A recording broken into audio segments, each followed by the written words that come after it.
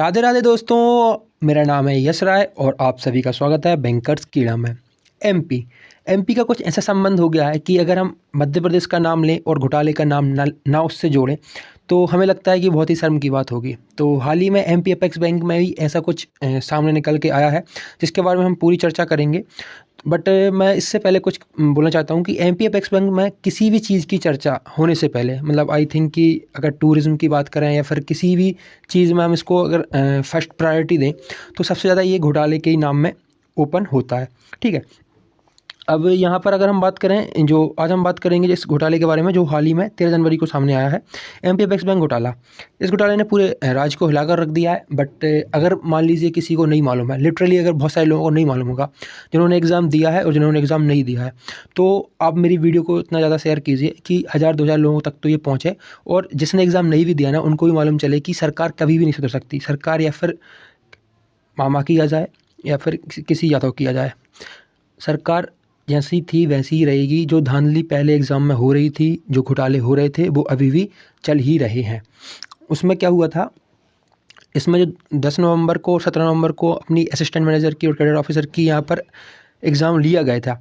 But इन्होंने जो proper लिखा था कि 10 दिन में हम यहाँ पर रिजल्ट आउट कर देंगे, ये तो हमारा हुआ नहीं। चल ठीक है, हमने कहा कि भाई सरकार थोड़ी सी चुस्त है तो नहीं दिया, ठीक है। बट यहाँ पर 13 जनवरी को ये रिजल्ट निकालते हैं और एक्सपोज में ये सामने आया है कि इन्होंने सिर्फ 2 दिन पहले ही पीडीएफ को यहाँ पर तैयार किया है। मतलब 2 दिन पहले ही इसने रिजल्ट को तैयार किया है और ये पीडीएफ सारी एडिटेड है। कोई भी यहाँ पर राय स्कोर्स यहाँ पर आउट नहीं किए गए हैं, ना कट ऑफ बताई गई है। और भी बहुत सारी कहानी है इस वीडियो में, तो हम देखते हैं कि क्या जानते हैं कि घोटाले की पूरी कहानी क्या है। सबसे पहले इसको जो कवर किया है वो दैनिक भास्कर ने कवर किया है। पूरा लाइन बाय लाइन मैं आपको यहाँ पर पढ़ के सुनाऊंगा कि क्या क्या इसमें पूरा रहने वाला है। ठीक है, तो सबसे पहले हम इसका जो ऑफिशियल नोटिफिकेशन था उसको हम एक बार नज़र डाल लेते हैं कि यहाँ पर पूरा हुआ क्या था। तो मैं यहाँ पर एक कैडर ऑफिसर का जो नोटिफिकेशन है उसको खोल लेता हूँ। ठीक है, ये हमने यहाँ पर ओपन कर लिया है। इसको ओपन के बाद इनकी हम शर्तें देखें तो सबसे पहले इन्होंने क्या शर्त रखी थी इंटरव्यू के लिए कि जो भी कैंडिडेट हैं वेकेंट पोस्ट के लिए, तो इसमें मैक्सिमम 3 कैंडिडेट यहाँ पर हम लोग इंटरव्यू के लिए बुलाएंगे। जैसे कि मान लीजिए अगर 6 पोस्ट हैं तो यहाँ पर ये 18 पर्सन को यहाँ पर ये इंटरव्यू के लिए बुलाएंगे, ये कंपलसरी है।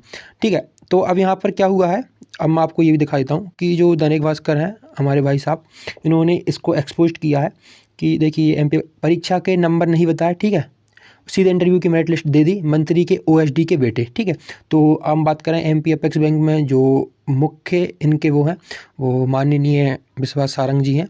तो इन्हीं के नेतृत्व में ये बैंक चल रहा है अभी फ़िलहाल में। तो विश्वास सारंग जी आपको मालूम होगा कि भोपाल के विधायक हैं।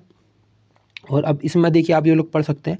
तो यहाँ पर अगर हम देखें तो ये क्या बोल रहा है कि 10 नवंबर की आयोजित की गई, बट यहाँ पर जो परीक्षा के मापदंड हैं वो विरुद्ध हैं। 3 लोग बुलाने चाहिए, बट यहाँ पर जितनी पोस्ट हैं उतने ही लोग यहाँ पर बुलाए गए हैं। ये पूरा डिटेल इसमें लिखा हुआ है, मैंने आपको यहाँ पर शॉर्ट में बता दिया। ठीक है, ऐसे ही ये धांधली 2021 में हुई थी, जो कि संस्था ने 19 पदों के लिए परीक्षा ली थी, जो कि इसका मामला कोर्ट में चला था और इसके बाद फिर इसको रद्द कर दिया गया था। इसको इसने फिर से इसका रिजल्ट निकाला था। ठीक है, अब देखिए यहाँ पर देखिए कि इस नियम से ज़्यादा बुला लिए। ठीक है, तो यहाँ पर जो इंटरव्यू के लिए 3 की बजाय 12 लोग, एसटी के 2 पदों के लिए 6 की बजाय 18 लोग। ठीक है, मतलब यहाँ पर किसी पोस्ट पर उन्होंने कम बुलाए हैं, किसी पोस्ट पर उन्होंने ज़्यादा बुलाए हैं।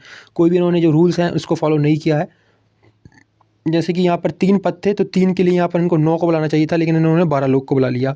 6 की बजाय इन्होंने 18 लोग को बुला लिया। 2 पद के लिए यहाँ पर 6 लोगों को बुलाना था, लेकिन इसको 18 लोग को बुला लिया। और जहाँ पर इनको ज़्यादा बुलाना चाहिए तो उधर पर उन्होंने इतना ही बुलाया जितनी की लिमिटेड पोस्ट थी। ठीक है, अब यहाँ पर थोड़ा सा हम इसको गौर डालते हैं कि देखिए जितने पद थे इंटरव्यू में लगभग उतने ही अभ्यर्थी बुलाए, यानी चयन थे। मतलब कि यहाँ पर अगर 15 पोस्ट है तो 15 ही लोगों को यहाँ पर इंटरव्यू के लिए बुलाया है। तो ऑब्वियसली बात है भाई, अगर 15 पोस्ट है तो 15 लोग यहाँ पर इंटरव्यू के लिए आएंगे, तो ये तो बनी बात है कि 15 लोगों का सिलेक्शन हो ही जाएगा। ठीक है, तो इसमें क्या बोल रहा है कि जो एडिशनल सीईओ है 15 पद, तो ओबीसी के 4 पद के लिए 12 लोगों को इंटरव्यू के लिए बुलाना था, बुलाए सिर्फ 2, हिमांशु खड़े और बीरेंद्र जाट। मतलब कि देख सकते हैं आप, यहाँ पर ओबीसी की 4 पोस्ट थी जिसमें कि 12 लोगों को इंटरव्यू में बुलाना चाहिए था, लेकिन इसमें सिर्फ 2 लोगों को बुलाया।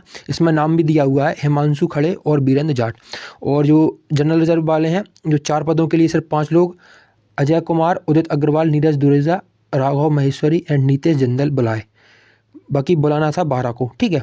एससी के पदों के लिए 2, एसटी के 3 पदों के लिए किसी को नहीं बुलाया गया, ठीक है, लेकिन इसमें पद थे। तो नोडल अधिकारी 12 पद थे, जिसमें कि 6 को बुलाना था 2 पद में से, और 2 कैंडिडेट ही बुलाए गए, दिनेश कुमार जाटव और यश भद्रवंशी को बुलाया गया। देखिए, मैं ऐसा नहीं बोल रहा हूँ कि ये जो बच्चे हैं इन्होंने ही कुछ मतलब पैसे वगैरह पे करके किया होगा, बट जो इनकी गाइडलाइंस थी उनके ये विरुद्ध जो सीनियर लेवल पर जो ऑफिसर्स बैठे हैं उन्होंने इनको फॉलो क्यों नहीं किया। बस ये दैनिक भास्कर भी पूछ रहा है और हर एक बच्चा पूछना चाहता है जिसने इस एग्ज़ाम को दिया है। भाई एटलीस्ट आप अपना इसका स्कोर्स तो आउट कीजिए। स्कोर भी अगर आप आउट नहीं करते हैं तो भाई अगर 6 पोस्ट हैं तो एटलीस्ट आप 18 लोगों को तो बुलाइए। ये क्या बात हुई कि 4 पोस्ट थी और 4 ही लोगों को बुला लिया, तो इसमें तो भाई सिलेक्शन उसका तय ही है। कम से कम दूसरे लोगों को भी तो फाइट करने का मौका यहाँ पर मिलना चाहिए, ठीक है।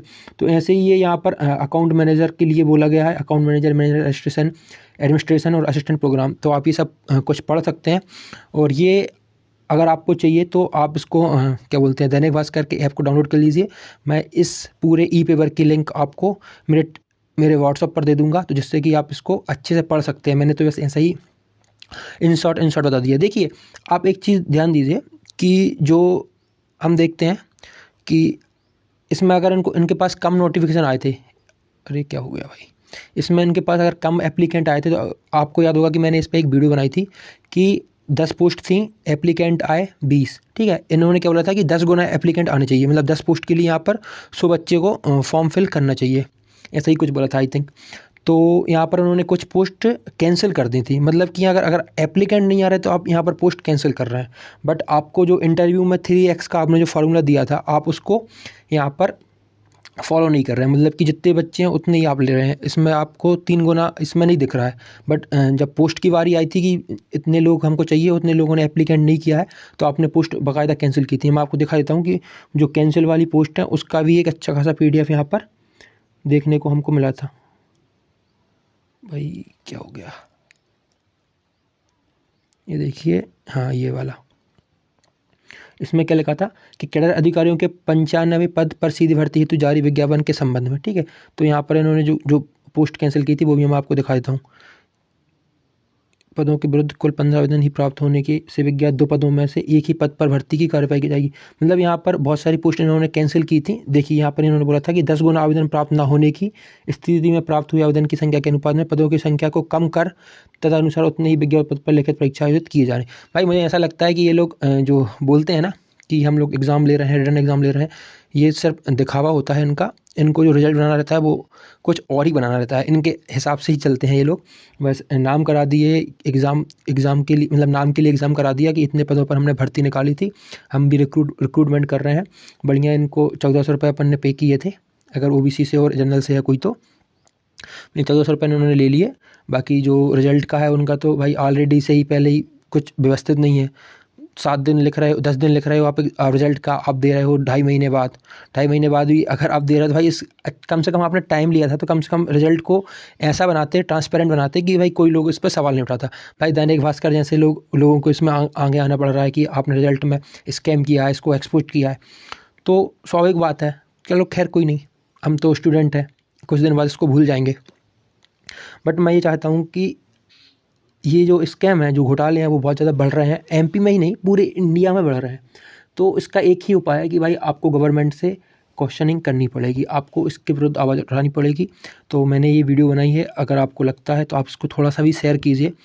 ऐसा नहीं है कि जिसने एग्ज़ाम नहीं लिखा उसको भी पता चलना चाहिए कि भाई MP में अभी भी घोटाले हो रहे हैं। सरकार, मतलब जो हमारे माननीय CM है वो चेंज हो गए हैं, उसके बाद भी ये लगातार ये ऐसा काम चल रहा है। तो ऐसा काम कब तक चलेगा, स्टूडेंट के भविष्य के साथ कब तक खिलवाड़ चलेगा, आपको इसके विरुद्ध आवाज़ उठानी पड़ेगी।